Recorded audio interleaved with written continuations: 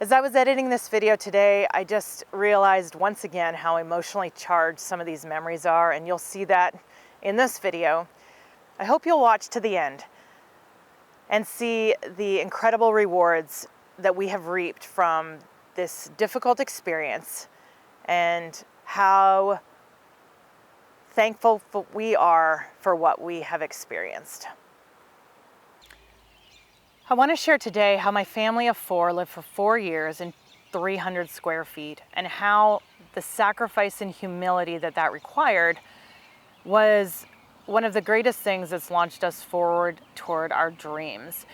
I don't want to just share some frivolous little encouragement or hope for you. I just want to give you a nitty-gritty, raw story from the school of hard knocks and what's worked for us and why, no matter what situation you find yourself in today, in whatever way you're in survival mode or you may be looking at a situation that's looking pretty intense and pretty scared of what your options are, I want you to know that there is, that you can face that with courage, and like us, you can experience something where your biggest problem is your greatest opportunity.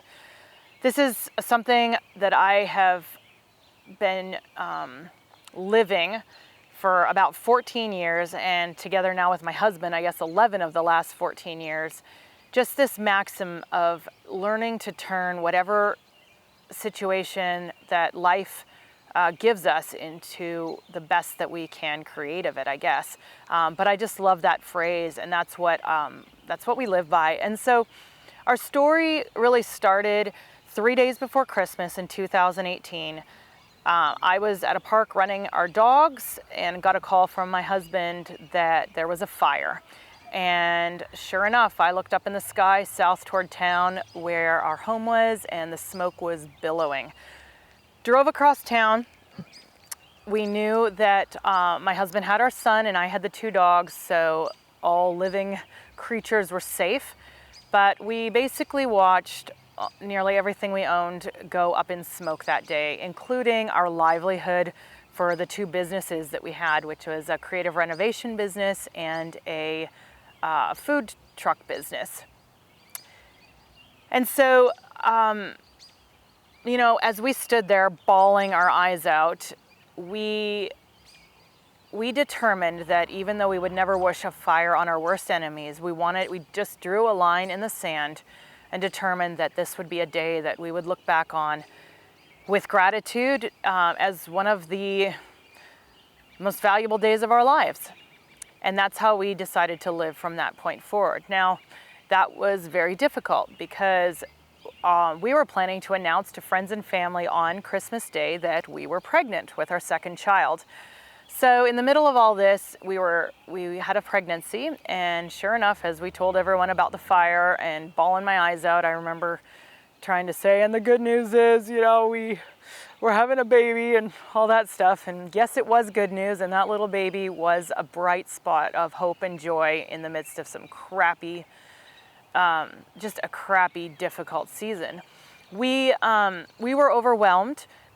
First of all, we had no insurance. It's a complicated story, but we had no insurance to cover our loss. We had been saving to purchase a home, and as it was, we thought we were going to be using everything we had saved to then rebuild our businesses and still have no place to live and very little options in that way. But we were totally blessed when friends asked if they could do a GoFundMe campaign for us, and they, over the next few weeks, we were given something like $25,000 to rebuild our lives. It was an absolute miracle of generosity, and we couldn't even begin to thank everybody that we know of that helped us, and so many more that we didn't even know that remained anonymous. Added to all of those gifts, we were also given something like 4 months to live in vacation rentals by the generosity of a number of my husband's clients who had become friends in our creative renovation business. And so we had about 4 months to just breathe and regroup and decide how we were going to face things moving forward. And so as it was, with all the options at our fingertips, sometimes those options don't feel like much. It seems like it's ugly or crappy, and which is the best of the two, right? But we ultimately decided to buy land because rents in Bend at the time were $2,000 to $3,000 a month, and we needed space for a couple trailers for our for both businesses that we had. And so we couldn't just live in an apartment very easily. We needed land, and so we bought land outside the city, and we ultimately decided to purchase an RV. We bought an RV that was about 36 feet long, had 3 slides and a full bunkhouse in the back, and we decided to live off-grid on our property. We also bought a couple cargo containers, small ones, 20-foot cargo containers, and we built a small little, one of them became, well, one was for storage for our business equipment, and the other was for like an office and a little guest house of sorts for family that came to stay. But living off grid was a huge challenge. I mean, we're talking living out of using water tanks and having water trucks to deliver our water. We used a generator for our power, all up until the last year, I think it was, and also some solar power. And we had our septic pumped on a regular basis. And because of the circumstances, you know, this is hard to talk about.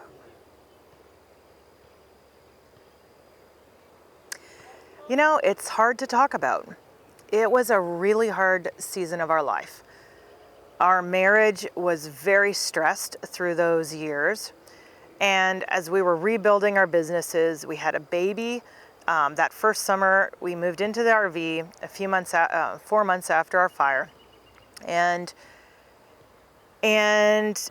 you know, originally our plan was to build a shop and live maybe in the RV that first winter, and then build a home and whatnot. But after the first summer, rebuilding our businesses, we just realized we had nothing left to build a shop, and there was no way we were going to endure a winter in the RV. At least that first year, we hadn't even grasped what that looked like.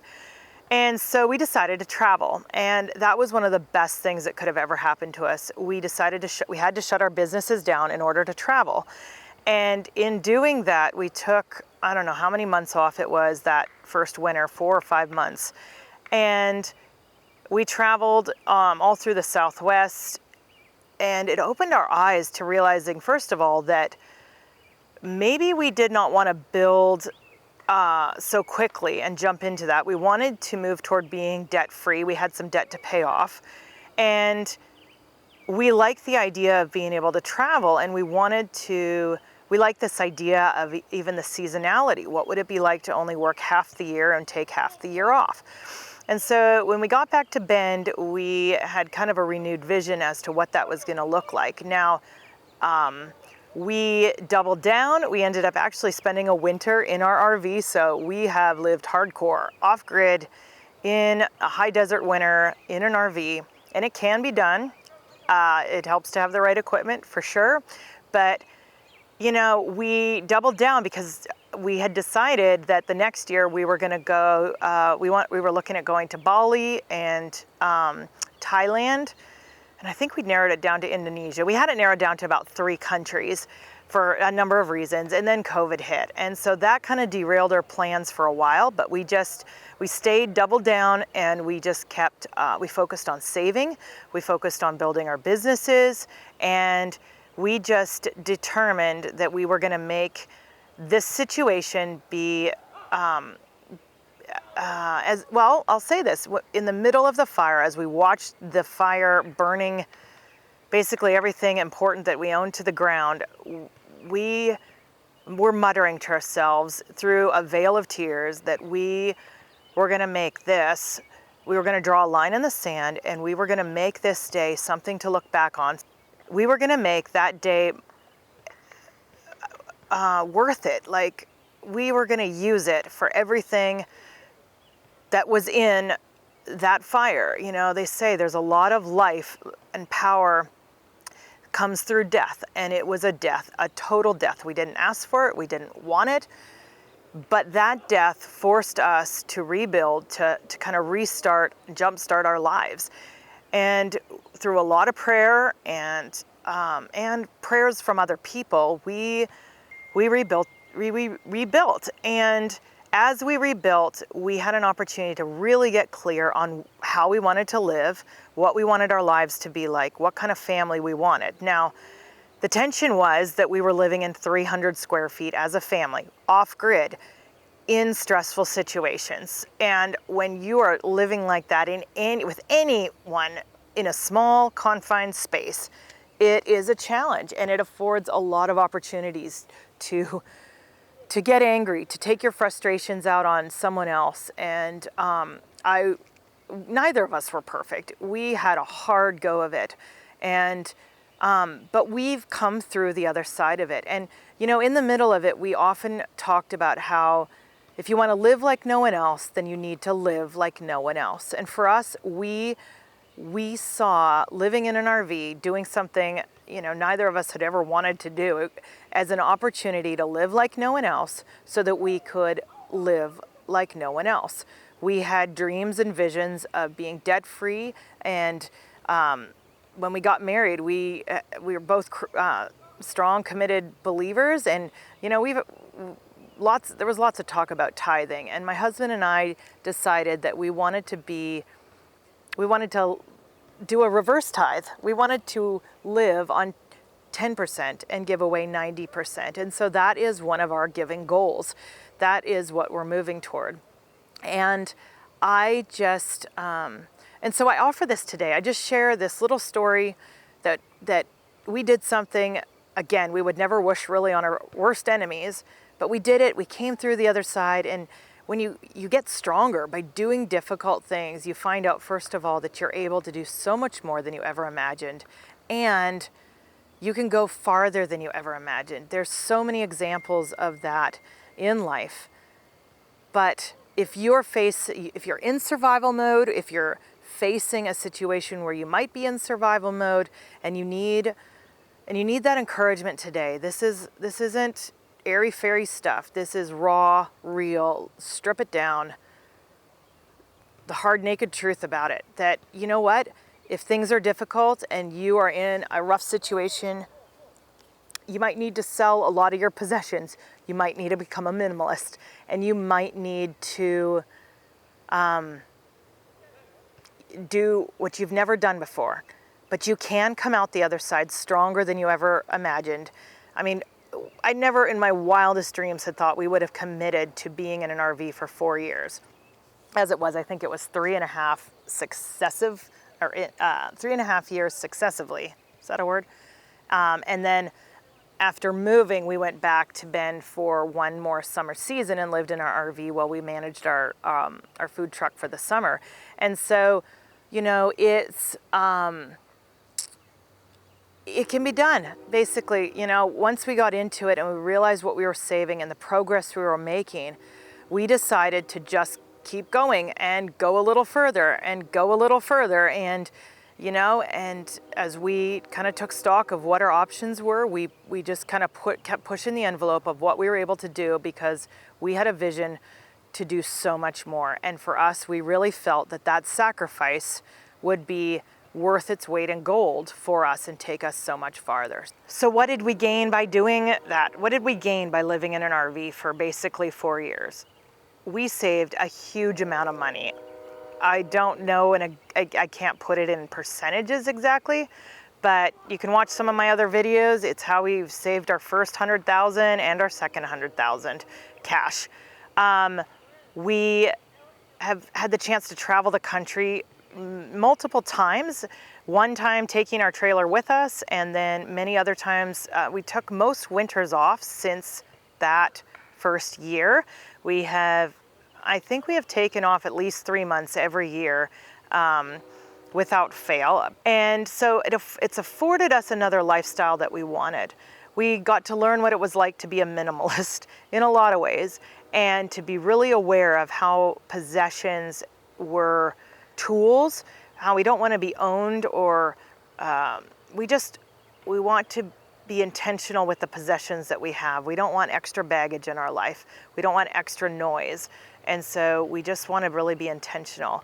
You know, for us, making the investment in land, that our land appreciated a huge amount. We sold our property for as much as some people buy houses for, to be honest, when we decided to move. And so even raw land, choosing to invest in raw land was a really wise choice for us. And lastly, you know, when we finally got into our home, I'll tell you, when you live simply and when you have to live, when you're stretched in areas, it's amazing the things that you appreciate. A big bathtub, how amazing. Running water that is not limited to the tank of an RV, how wonderful. Not having to fill propane tanks, electricity. You know, there's so many things that we take for granted in modern life that my family, we appreciate in a whole new way, and we always will, because we experienced what it was like to do without those luxuries. And so even one of our desires is to raise our boys to be grateful and to recognize the luxuries that we live with in this country and to be generous. And so it's awesome.